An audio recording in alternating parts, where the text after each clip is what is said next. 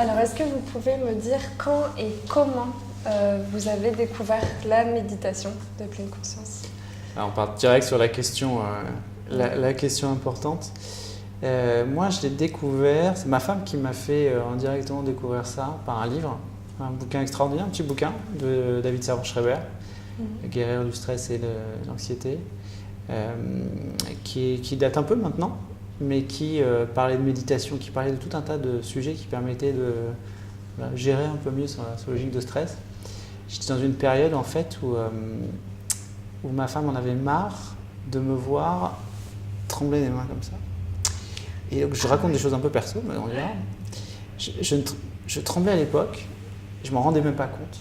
C'est arrivé, je sais pas comment, et c'est reparti grâce à ça. Mais j'étais dans une phase de ma vie professionnelle où on avait levé des fonds, on se développait, on avait recruté pas mal, on avait du coup un investisseur, je me sentais peut-être obligé de délivrer le business plan, comme on dit, donc une tension que j'avais pas connue avant. Et elle me disait, mais tu es très tendu, pas l'habitude d'être comme ça. Alors moi, j'ai toujours été très, très calme d'apparence, mais visiblement à l'intérieur, je ne l'étais plus. On était à Neuilly à l'époque, je vais voir un médecin qui me prescrit des bêta-bloquants. Ah oui. Carrément. Donc j'ai goûté un, en plus les effets secondaires, j'ai arrêté tout de suite. J'ai dit, c'est quoi ce charlatan? Je vais voir un neurologue, parce que je ne savais pas ce que c'était. Qui dit oui, ça arrive à votre âge, des fois 30, des fois 40 ans, des fois 50 ans, il faut apprendre à vivre avec. Il me fait faire des tests d'écriture, bon, ça a l'air d'aller, en fait, c'est pas très handicapant. Moi, je trouvais ça pas normal.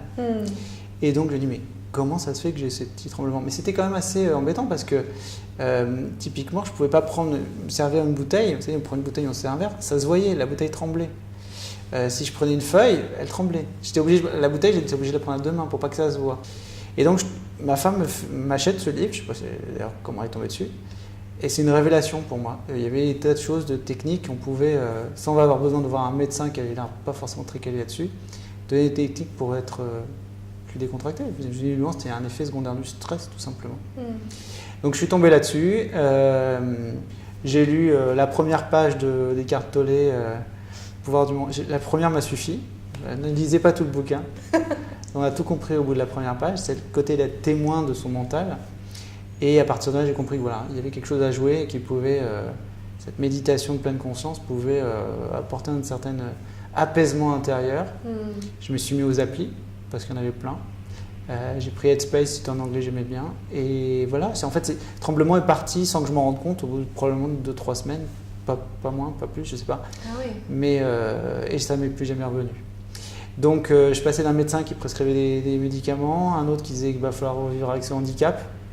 Et puis finalement, en 10 minutes de respiration pendant 2-3 semaines, tout ça est disparu aussi vite que c'était venu. Oui, c'est incroyable. Donc voilà, forcément, je suis assez enthousiaste d'en parler parce que c'est, pour l'avoir vécu, ça faisait un peu effet magique. Et donc, vous avez commencé par les applications. Ouais.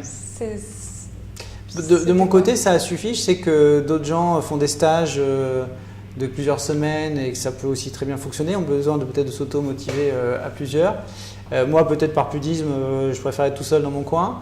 Et puis, j'avais une vraie motivation à partir du moment où j'avais pointé du doigt que mon problème, c'était que j'étais anxieux et que je ne voulais pas le reconnaître, parce que j'ai jamais été anxieux. À partir du moment où j'ai dit, OK, c'est ça le problème, comme n'importe quel dans l'entreprise, on a un problème, on met en place des moyens pour le contourner, pour le résoudre. Pour moi, le moyen de le résoudre, c'était d'être méthodique, 10 minutes par jour, faire mon application, et puis c'était assez clair tout ça, donc ça m'allait. Je sais que d'autres gens auraient besoin de plus d'explications, de plus d'accompagnement, c'est juste une question de ressenti. Et la première fois que vous vous êtes assis pour écouter, donc c'était des méditations guidées, j'imagine. Oui, tout à fait. Qu'est-ce qui s'est passé pour vous parce que tout de suite, vous vous êtes dit, bon, voilà.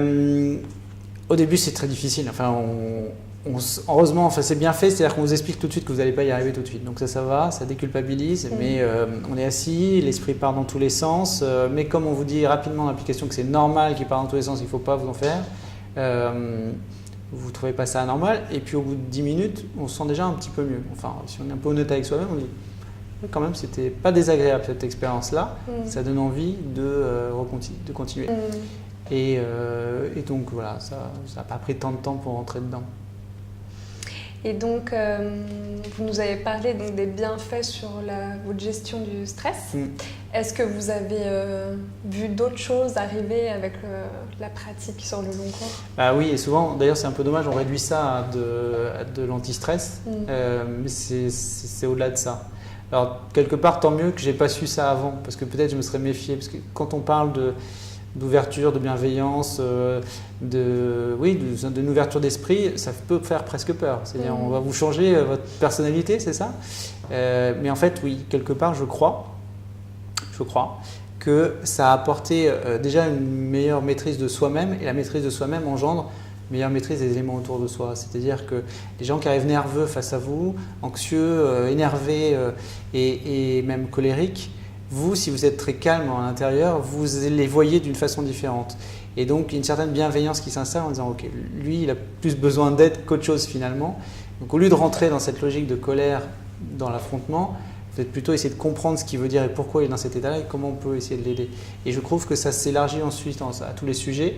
Moi, à titre personnel, mais c'est peut-être lié à l'âge, à la crise de la quarantaine, j'en sais rien, je me suis ouvert à tout un tas de sujets où très sincèrement, si on m'avait dit ça il y a 5 ans que j'ai commencé, mais il y a peut-être 10 ans, ou même 7-8 ans que j'allais lire des sujets là-dessus, lire des bouquins là-dessus autres, j'aurais jamais cru ça possible. Donc c'est probablement lié, je crois, à cette façon qu'on a maintenant quand on respire, qu'on est avec soi-même et qu'on reste à l'écoute de soi-même pendant, pour ma part, 10 minutes par jour. On est probablement plus facilement à l'écoute de tout un tas d'autres sujets qu'on aurait balayé d'un revers de main sinon. Donc ça, c'est d'un point de vue personnel. Et pro aussi. Et voilà, justement, sur le professionnel, qu'est-ce que vous avez pu voir éventuellement comme évolution du Jérémy d'avant la méditation et Jérémy maintenant qui pratique depuis quelques années?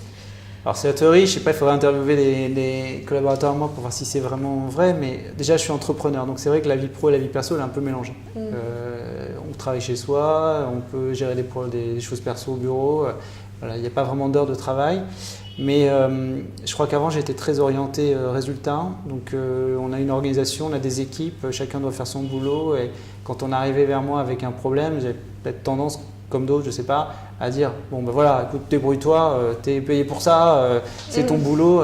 Bon, je crois pas avoir jamais été comme ça, mais c'est peut-être que ça que j'ai pu ressentir.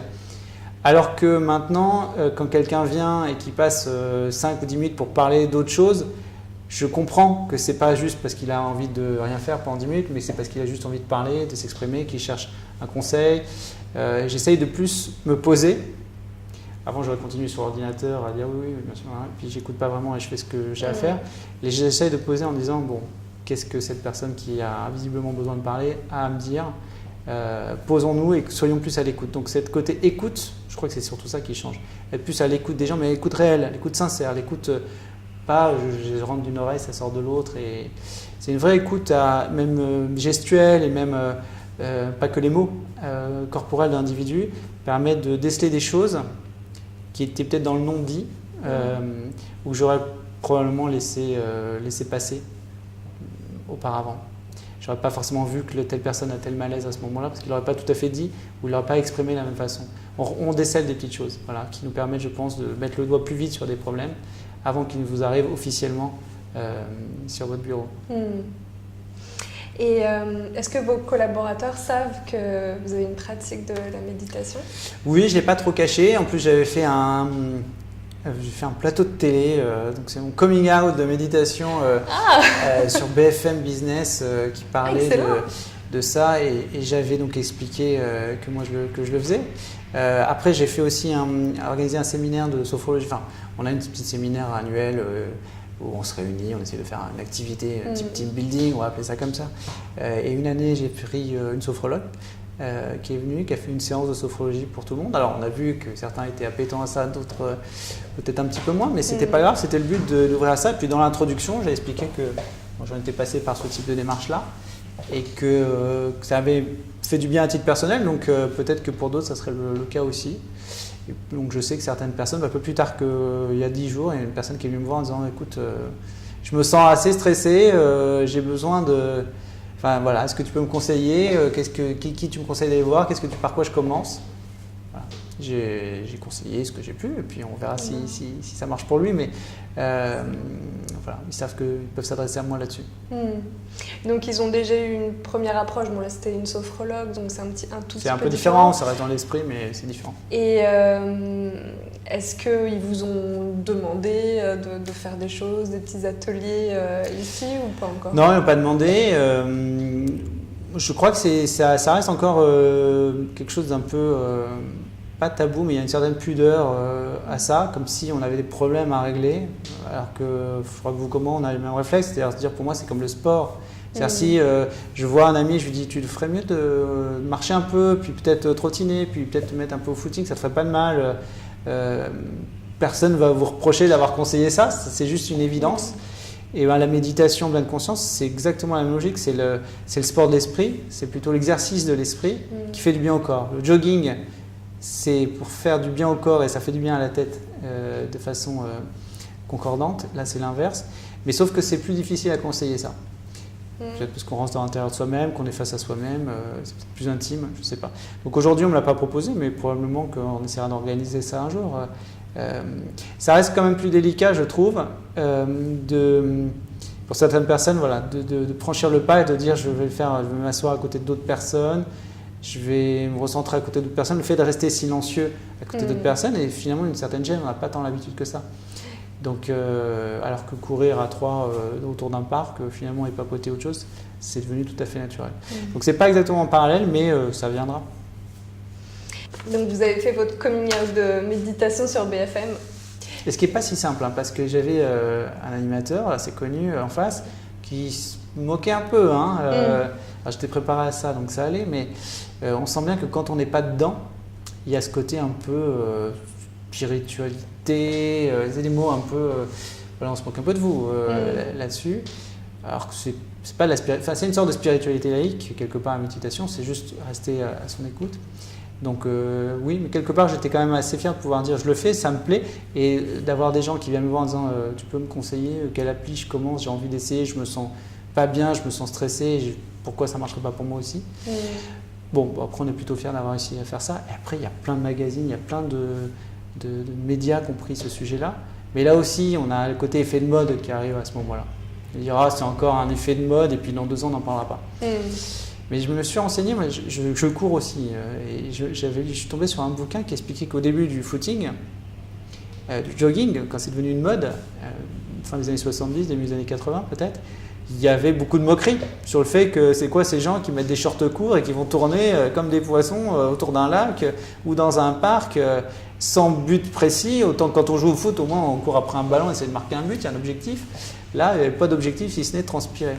Donc je pense qu'on est un peu dans ces railleries-là aussi. Il faut juste être préparé à ça, mais à partir du moment où on sait à quoi ça sert, voilà, on le fait volontiers. Donc du coup, je ne voulais pas vous laisser poser votre question. Non, mais vous avez répondu d'une certaine manière, mais est-ce que vous avez des personnes qui sont venues à la suite de cette interview? J'imagine que ce n'était pas le cœur du sujet, mais que ça a été évoqué. Et donc, est-ce que des personnes sont venues vous voir, soit des pairs ou voilà, des collègues, de la famille? Oui, quelques collègues, famille un petit peu, mais surtout des amis, amis. Puis après, moi quand je vois, il y a des indices comme ça. Alors, je ne sais pas si on le voit à l'écran, mais des fois je vois les gens comme ça qui. Je sais pas, il y a des gens qui tremblent comme ça, qui sont en discute, puis voilà. Je ne sais pas si on le verra.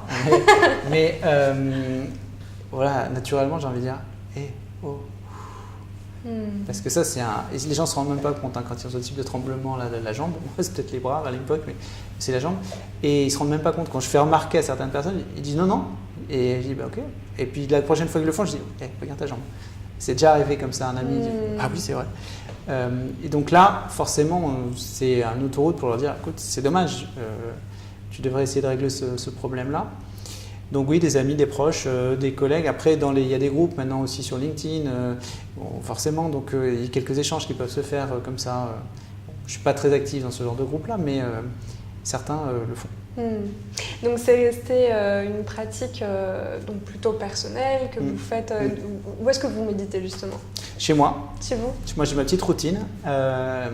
J'ai la chance de pouvoir partir de chez moi vers 9h, c'est pas très très tôt. Souvent j'ai bossé un petit peu de la maison. Donc je lance les enfants, ils partent à l'école. Et puis j'ai un petit temps pour moi entre le moment où je prends le métro et le moment où ils sont partis. Donc le moment où ils sont partis et le moment où il y a le métro.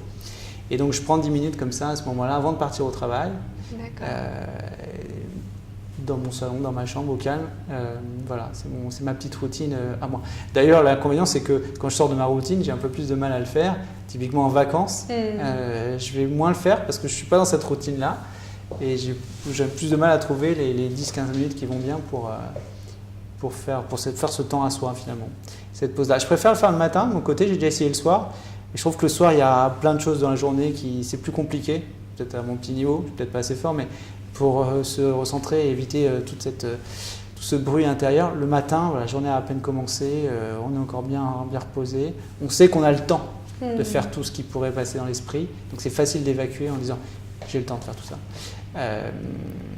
Donc pour moi c'est plus le matin. Peut-être que d'autres c'est à d'autres moments. Et comment vous avez réussi à passer de l'intérêt, se dire ah oui bon peut-être que ça pourrait m'aider par rapport au stress, au tremblement, à une pratique quotidienne? J'ai répondu ça à un ami qui me disait comment tu fais? Je lui ai dit mais tu prends une douche tous les matins ou pas? Il m'a dit oui. Il dit bah voilà. Dans quel état tu es quand tu prends pas ta douche? Il y a une gêne, on ne se sent pas bien. On n'est pas obligé de prendre une douche tous les jours finalement, mais quand on a l'habitude de la prendre tous les jours, c'est ça. Moi, c'est un peu ça.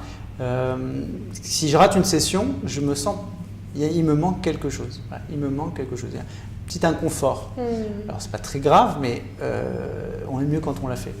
Et bon, moi, j'avais une vraie raison de le faire. J'étais vraiment motivé pour le faire. Je voulais me débarrasser de ça. Je suis assez comme ça dans mon boulot aussi. En général, quand j'identifie un problème, je l'attaque par les cornes et je m'y attelle jusqu'à que je l'ai réglé. Donc j'avais identifié un problème avec moi-même que je ne connaissais pas avant. Ça m'a frustré dans mon ego, dire mince, maintenant j'avais jamais eu ça. Donc je voulais le régler. Donc ça m'a pris 3, 4, 5 semaines, je ne sais pas exactement en fait, mais après dans la foulée, je me suis rendu compte que ça m'avait fait énormément bien. J'avais aucune raison de l'arrêter. Donc je continue. Voilà. Alors le problème c'est que j'ai fait toutes les applis, j'ai tout terminé. donc maintenant je l'ai fait par moi-même. Mais oui c'est important. Donc c'est vrai qu'au début il faut avoir cette motivation-là. Il faut réellement comprendre à quoi ça sert. Et je pense que c'est par défaut, quand on ne le fait plus, qu'on voit à quoi ça sert de l'avoir fait. Ça fait du bien sur le moment, mais quelque part quand on est habitué, c'est juste normal. C'est quand on ne le fait pas qu'il nous manque quelque chose, et là on se dit mince, il faut que je m'y remette. D'accord, donc vous avez vraiment une motivation qui dure comme ça dans le temps. Après, c'est même plus une logique de motivation, c'est une logique c'est dans ma routine à moi totalement intégré. Et si je ne le fais pas, il y a quelque chose qui me gêne, qui me manque, tout simplement. Donc c'est plus une question de motivation, c'est une question de qu'est-ce qui me manque si je ne le fais pas. Et ça peut être vu comme négatif de dire ça, mais non, au contraire, c'est comme une douche, c'est une douche mentale, on a évacué des choses, on est bien le matin. Quand je vais au travail, que je me lève très tôt parce qu'il y a un gros rendez-vous, que je dois prendre un avion ou autre, que je n'ai pas eu le temps de le faire, j'essaie de le faire dans l'avion, j'essaie de le faire à un autre moment, j'essaie de récupérer parce qu'on a besoin de ça. Sinon la journée se passe, je ne vais pas dire que c'est une catastrophe, la journée, mais il manque ces petites choses-là. Et vous ressentez vraiment que c'est différent. Voilà, tout à fait. D'accord. Quelque chose qui ne m'arrive plus mais que je détestais avant et je ne savais pas mettre les mots là-dessus, c'est arrivé je pense à plein de gens qui nous regardent, c'est d'être dans un endroit et d'être physiquement et d'être mentalement ailleurs. C'est de se retrouver en vacances et de penser à sa rentrée, aux problèmes qui nous attend à la rentrée. Je ne supportais plus attendre les vacances parce que j'étais fatigué et en vacances être projeté mentalement à ma rentrée parce que j'avais tel appel d'offres à rendre ou au contraire tel résultat qui allait tomber et que j'essayais de l'anticiper. Ce côté être dans le moment présent, c'est pas de la méditation au sens strict du terme, mais c'est venu de façon complètement naturellement maintenant. Jouer avec ses enfants, je me rends compte très vite si j'ai l'esprit ailleurs. Parce que c'est des réflexes qu'on a. Et donc on coupe et on se resitue. Voilà. Et je sais qu'avec mon aîné, j'ai probablement été un peu moins présent qu'avec ma petite dernière.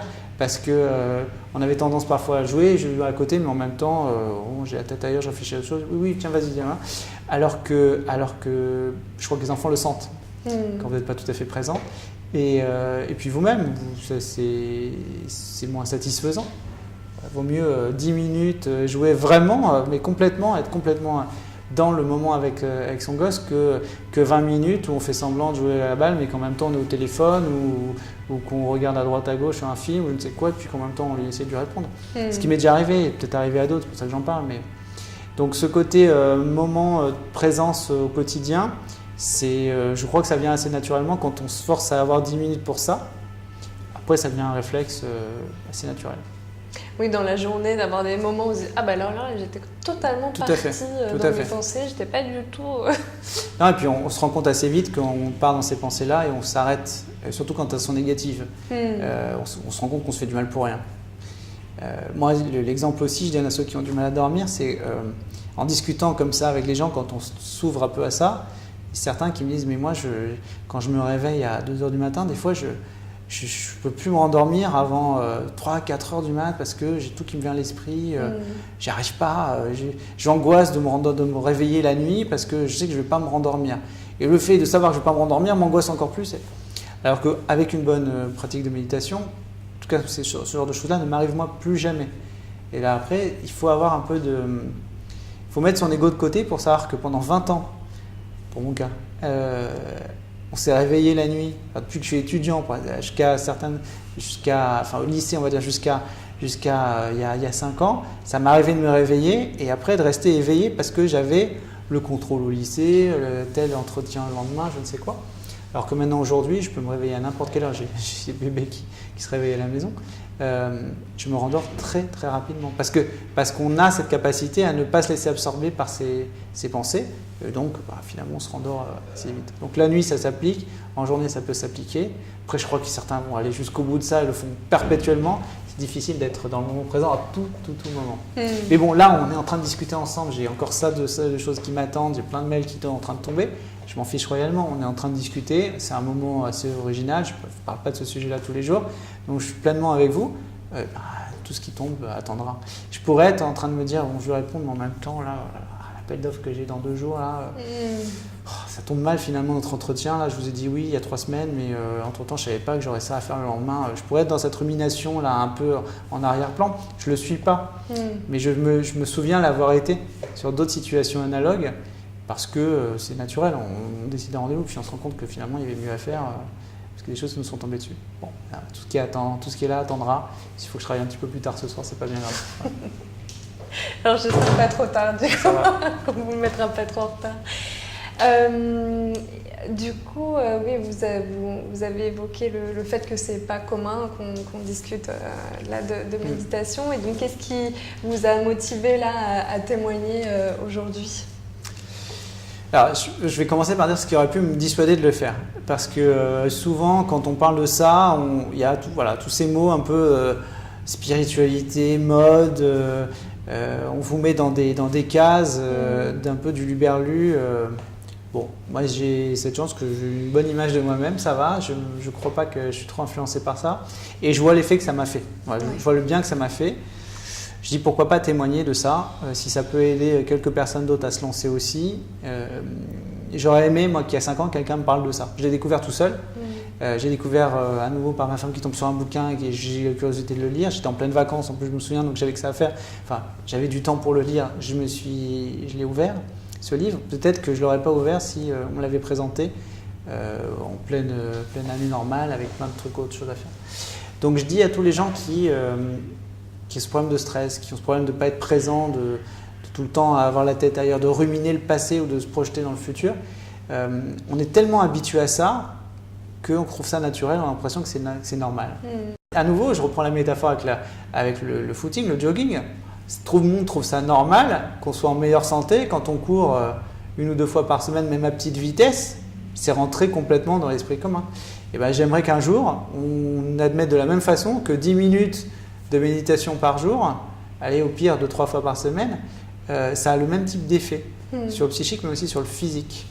Voilà. Puis il n'y a pas besoin de s'inscrire dans une salle de gym et on n'a même pas besoin de prendre la douche derrière parce qu'on ne transpire pas. Donc il y a quand même aussi quelques avantages. Et si vous aviez un dernier message à passer aux dirigeants et aux managers qui seraient susceptibles de nous regarder, qu'est-ce que vous aimeriez leur dire ? Essayez, ça vaut la peine pour vous, ça vaut la peine pour votre entourage, perso déjà. Parce qu'on sent ce côté l'impulsivité disparaît en fait. Et l'impulsivité, c'est quand même assez un ennemi de sa relation avec les gens, aussi bien de son entourage proche, famille, que ses collaborateurs. Donc ça a un effet sur beaucoup de choses et pas que votre travail, c'est vous-même, votre entourage et votre travail, vos collaborateurs. Je suis assez convaincu aussi, alors là c'est plus délicat à prouver, c'est plus ambigu, mais c'est ma théorie, j'ai lu que certains la partagent, peut-être j'ai été influencé par ça, mais c'est moins de preuves scientifiques là-dessus, que la méditation, j'ai cette conviction, ouvre des capacités d'intuition supérieures. Et l'intuition, c'est quoi? C'est un savoir qu'on a, dont on est sûr, mais qu'on n'a pas acquis. On ne l'a pas lu, c'est pas une information qu'on a traitée, c'est quelque chose qui vient de nous. Je sais que je dois faire ça. Je ressens que je dois faire ça. Et quand on est entrepreneur, quand on est manager, quand on est dirigeant de quoi que ce soit, on a tout un tas de décisions à prendre tout le temps. Parfois très vite. Et on n'a pas toujours une armée d'études qui nous dit vaut mieux prendre le choix A que le choix B. Il y a des choix à faire. Cette intuition-là, je suis convaincu qu'une bonne pratique de la méditation et de calme un peu intérieur vous permet d'accéder à une qualité d'intuition supérieure et donc à des meilleurs choix. Aucun moyen de le prouver. Essayez, vous verrez. Ça ne coûte pas grand-chose à faire.